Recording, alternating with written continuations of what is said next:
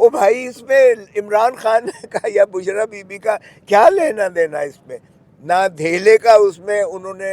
کوئی ٹرانزیکشنز میں اس میں ان کا دخل عمل تھا. خان صاحب نے کہا یہ 10 والیومز ہیں، تو انہوں نے کہا میں نواز شریف کی طرح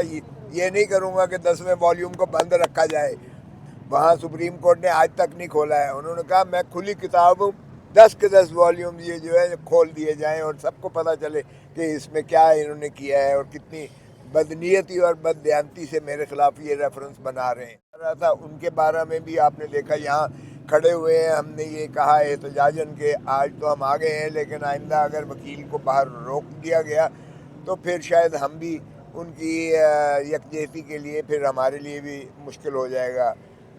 یہاں آپ کے پاس ٹرائل کرنا. تو یہ جو جیل ٹرائل ہے، اس لیے ہم سمجھتے ہیں کہ جیل ٹرائل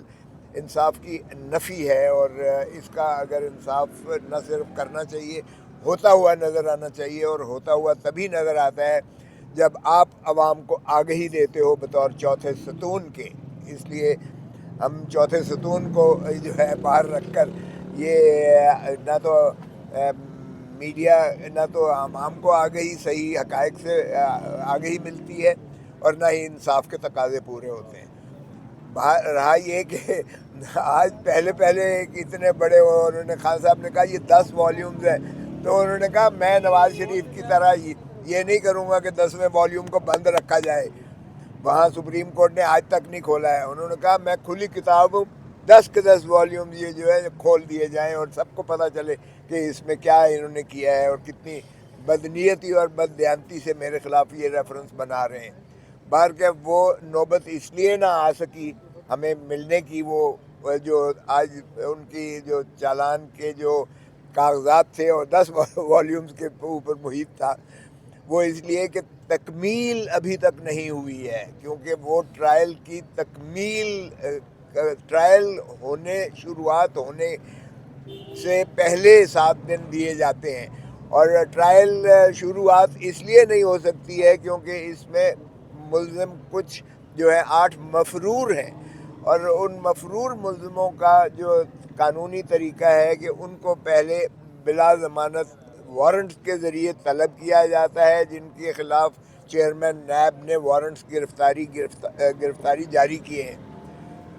ان کی جب رپورٹ آتی ہے کہ وہ میسر نہ ہیں، دستیاب نہ ہیں یا وہ روح پوش ہیں، تو پھر جو ہے 30 دن کا پروسیس ہے کہ پروکلمیشن کیا جاتا ہے،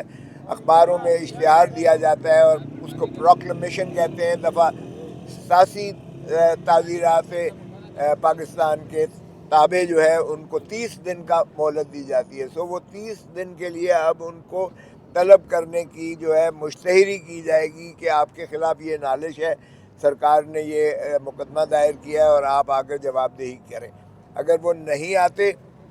تو پھر اس کے بعد 88 کی کارروائی ہوگی، اور 88 کی کارروائی میں ان کی جو جائیداد یا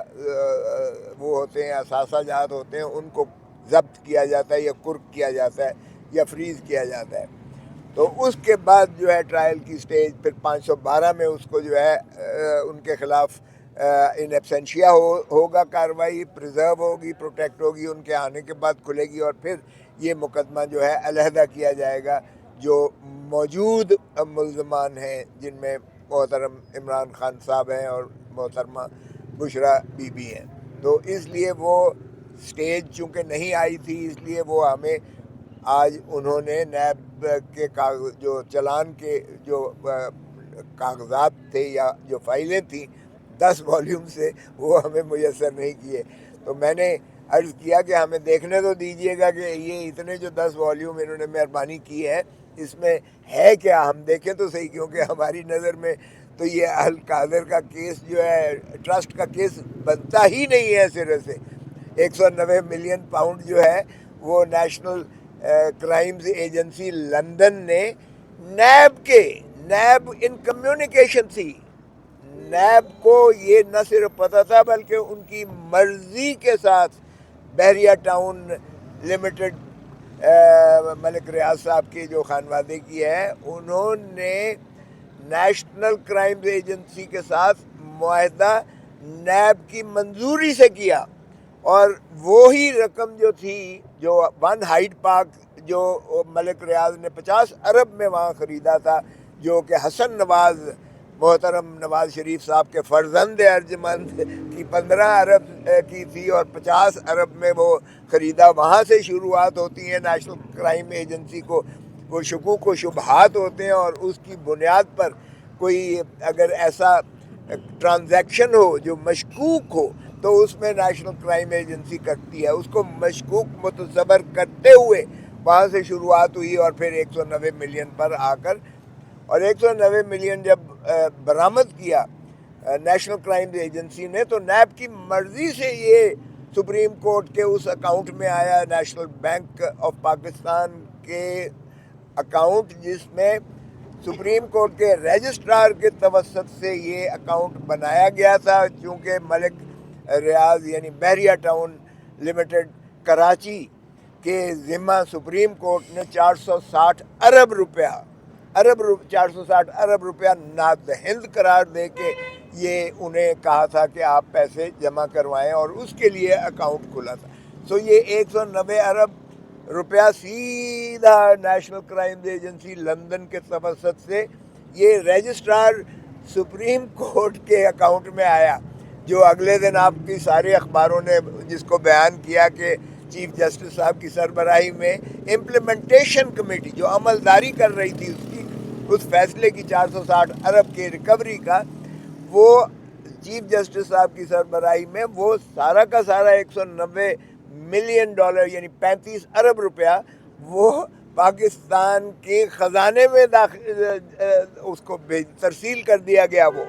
تو اس سارے ٹرانزیکشن میں 190 نیشنل کرائم ایجنسی لندن کے برآمدہ پیسے کی ترسیل لندن سے جو ہے یہاں سیدھی سپریم کورٹ کے اکاؤنٹ میں ہوئی، اور اب سپریم کورٹ کے اکاؤنٹ سے وہ سیدھا خزانے میں چلی گئی ہے. او بھائی، اس میں عمران خان کا یا بشرا بی بی کا کیا لینا دینا؟ اس میں نہ دھیلے کا اس میں انہوں نے کوئی ٹرانزیکشنز میں اس میں ان کا دخل عمل تھا، نہ ہی انہوں نے جو ہے. ہاں البتہ توثیق 3 دسمبر 2019 کو کابینہ نے کی، وہ بھی کابینہ نے کی، اکیلے عمران خان نے نہیں کی، کابینہ نے کی. کابینہ کی کلیکٹیو رسپانسبلٹی ہوتی ہے. پھر اگر آپ سمجھتے ہیں کہ یہ کیوں کر سپریم کورٹ کے اکاؤنٹ میں گیا ہے، تو پھر بھائی آپ ساری کابینہ کو پکڑے. اکیلے عمران خان کو کیسے آپ اس کو جواب دہ کر سکتے ہیں؟ اور ویسے بھی جواب دہی کے لیے کوئی ایسی بات نہیں ہے. پھر یہ کہنا کہ جی یہ اب القادر ٹرسٹ میں جو یونیورسٹی بنی ہے، جو آج بھی فنکشنل ہے، جس میں آج بھی بچے پڑھ رہے ہیں، مفت تعلیم حاصل کر رہے ہیں، چونکہ عمران خان جو ہے وہ ہمیشہ ایسے ہی پروجیکٹس جو ہے ٹرسٹ کے ہوئے، چاہے وہ شوکت خانم اسپتال ہو کینسر کا، چاہے 1 2 تیسرا بنا رہا ہو، یا چاہے وہ نمل یونیورسٹی ہو جو بچوں کو بہترین class state of the art education دے رہی ہے، وہ اسلام آباد ہو یا وہ میاں والی میں ہو. تو یہ بھی جو القادر ٹرسٹ یونیورسٹی ہے، یہ بچوں کی تعلیم اور ترویج کے لیے ہے، پاکستان کے تعلیم کو فروغ